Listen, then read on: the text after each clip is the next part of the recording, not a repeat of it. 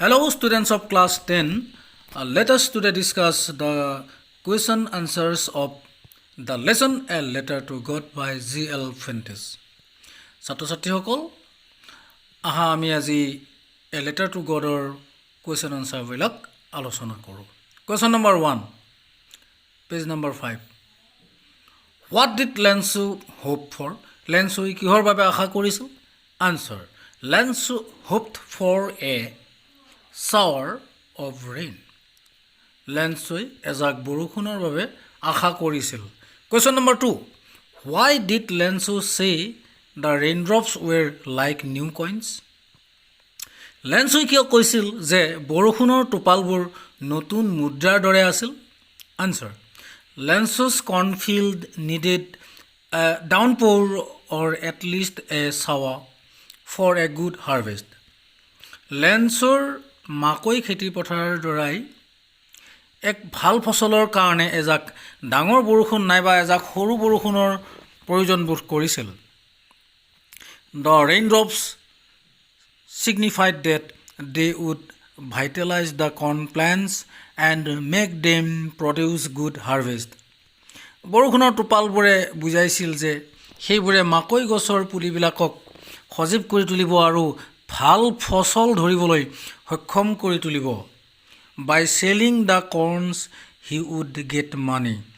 মাকৈবোৰ বিক্ৰী কৰি তেওঁ টকা পাব। So he said that the raindrops were like new coins. সেইকাৰণে তেওঁ কৈছিল যে বৰষুণৰ টোপালবোৰ নতুন মুদ্ৰাৰ দৰে আছিল। Question number 3.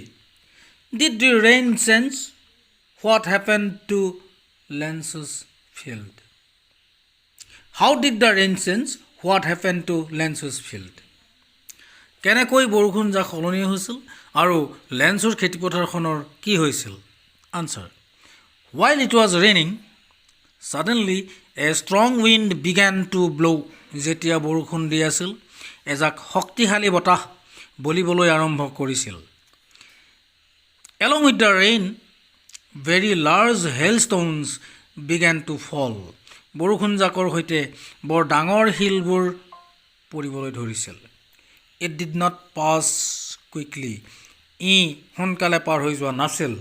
For an hour, the hail rained on the entire valley. এক ঘণ্টাৰ কাৰণে সেই শিল বৰষুণ জাক সমগ্ৰ উপত্যকাতেই দিছিল। Lansu's field were white as if they were covered with salt. লেন্সুৰ পথাৰখন বগা হৈ পৰিছিল যেনিবা নিমখেৰে ঢাকি পেলোৱা হৈছিল। Neither a single leaf nor a single flower remained in the corn plants.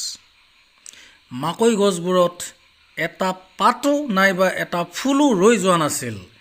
The corns were totally destroyed. মাকৈবোৰ সম্পূৰ্ণৰূপে ধ্বংস কৰি পেলোৱা হৈছিল। Question number 4. What were Lansu's feelings when the hail stopped? যেতিয়া শিল বৰষুণ জাক বন্ধ হৈছিল লেন্সুৰ অনুভূতিবোৰ কেনেকুৱা আছিল? Answer. When the hail stopped, Lansu stood in the middle of his destroyed cornfield. যেতিয়া শিল বৰষুণ জাক বন্ধ হৈছিল লেন্সুই ধ্বংস হৈ যোৱা মাকৈ পথাৰখনত থিয় হৈছিল। His soul was filled with sadness and he was very much troubled.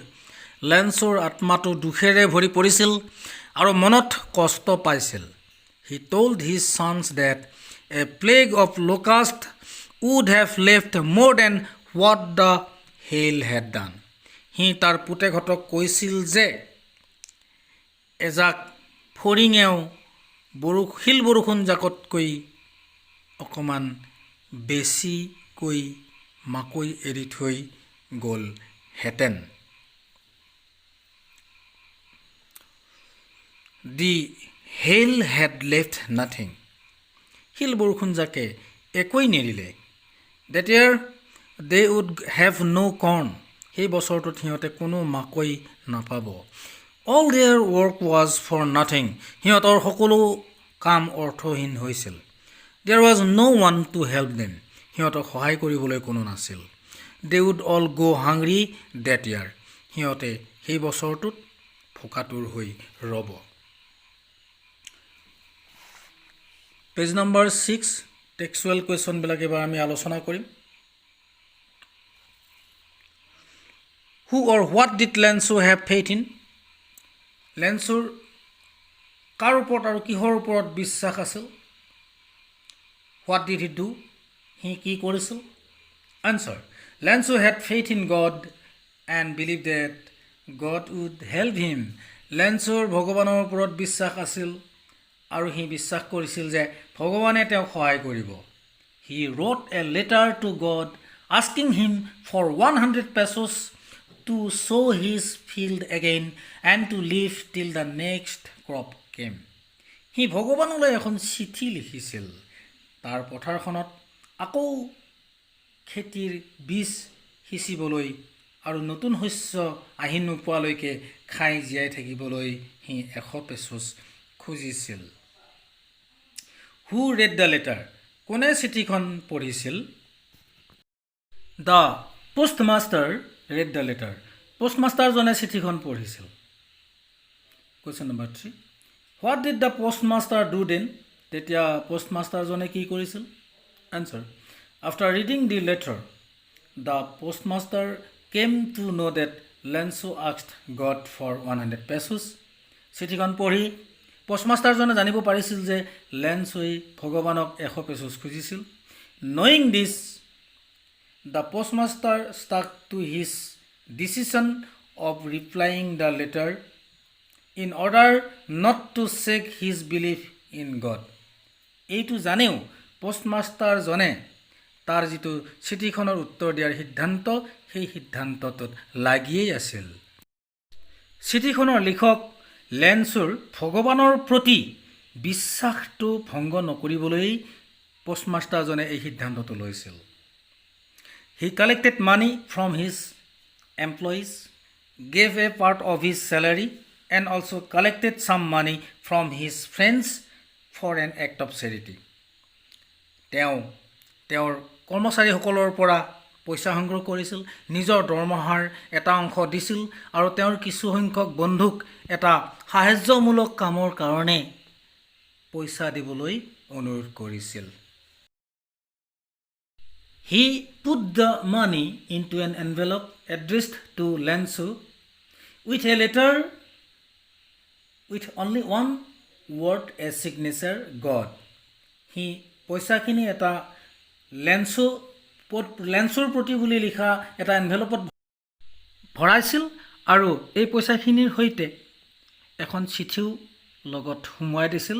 এই চিঠিখনত মাত্ৰ এটা শব্দ তেওঁ লিখিছিল সহি হিচাপে, চিগনেচাৰ হিচাপে গড বুলি। He got it delivered to Lenso by the hand of the postman. তেওঁ এই চিঠিখন লেন্সোৰ হাতত পেলাই দিছিল পোষ্টমেনজনৰ হাতেৰে। Thank you students. আজিৰ ভিডিঅ'টি ইমানতে শেষ কৰিছোঁ। ইয়াৰ নেক্সট ভিডিঅ'ত বাকী থকা কুৱেশ্যনসমূহৰ আনচাৰ দিয়া হ'ব, টেক্সচুৱেল কুৱেশ্যন আৰু এক্সট্ৰা কুৱেশ্যন গোটেইখিনি। Thank U.